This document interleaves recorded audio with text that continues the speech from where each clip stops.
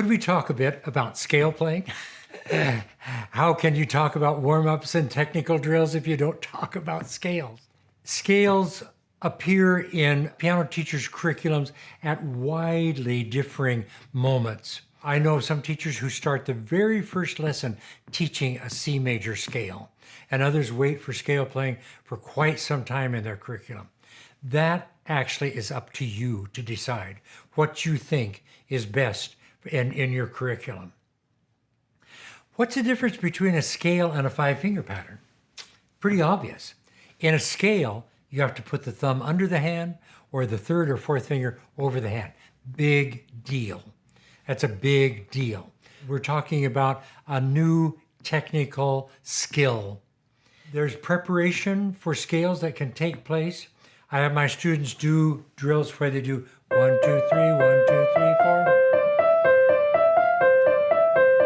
Because every major minor scale is a series of alternating 3 patterns and 4 patterns.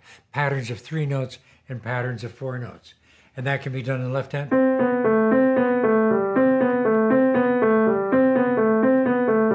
Or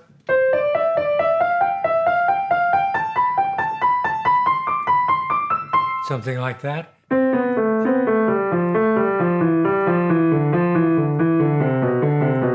Something like that. You can decide how you want to have your students prepare for scales. Some preparation is really important.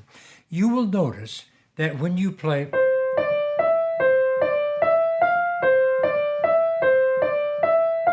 there is a natural rocking of the hand.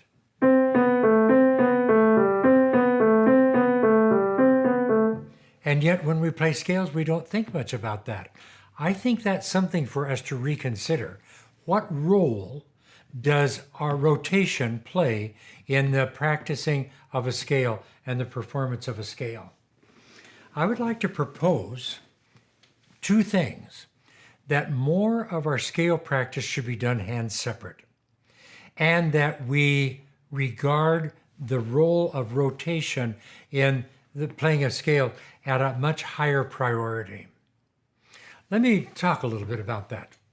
Way back when we were talking about warming up with stretch grabs, we observed that when you bring your second finger down to grab the thumb simultaneously hides under the hand.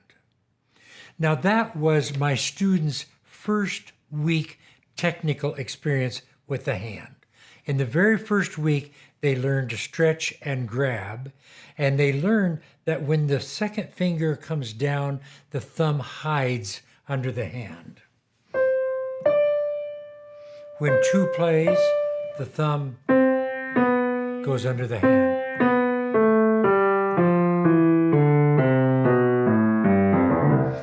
Now that saves so much extra work on the part of the teacher and the student if the student does that and integrates that into their playing.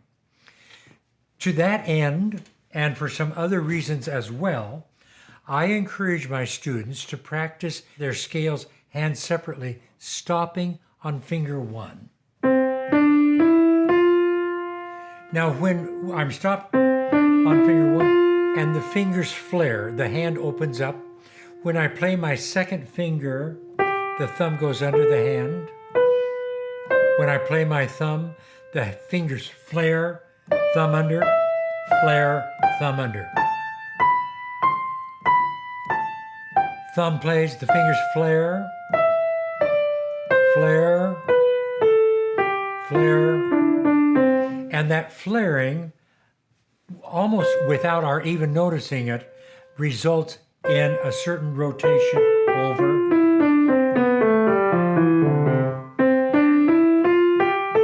Flare and rotate, flare.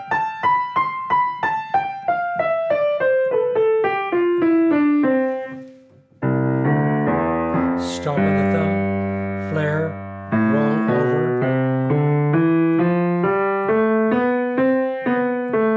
Flare, roll over, flare, roll over. Really works. You will notice when advanced pianists play a scale, There's a certain kind of ripple effect in the hand. That is that rotation being acted out as the thumb and the second finger interact. Really, really helpful practice. But it will not happen with hands together practice because the thumbs are playing at different times and there's too much to concentrate on. So I really strongly urge you to have your students practice scales hand separately. Can we talk about one aspect of scale playing that I think is very important and probably overlooked in most piano studios? Does your student know how many sharps or flats are in the scale before they play? Does your student know where the fourth finger goes? I insist that all my students announce their scales before they play. In fact, it's a requirement. I'll not hear a scale that does not have an announcement before it is played. So I say, all right, let's hear E major, please.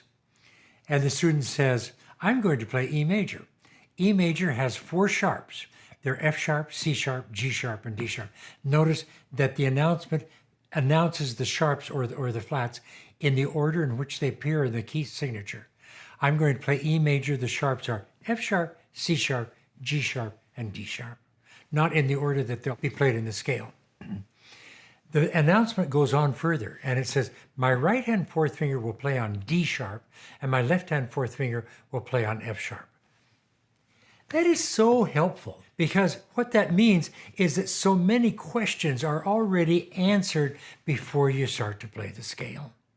A lot of teachers find it very, very helpful to get started with their scale playing with the scales that use all of the black keys. So they'll play F sharp because the finger sets are the same. And that's great. You can do D flat. You have 2 and 3 on the 2 blacks. You have 2, 3, and 4 on the 3 blacks.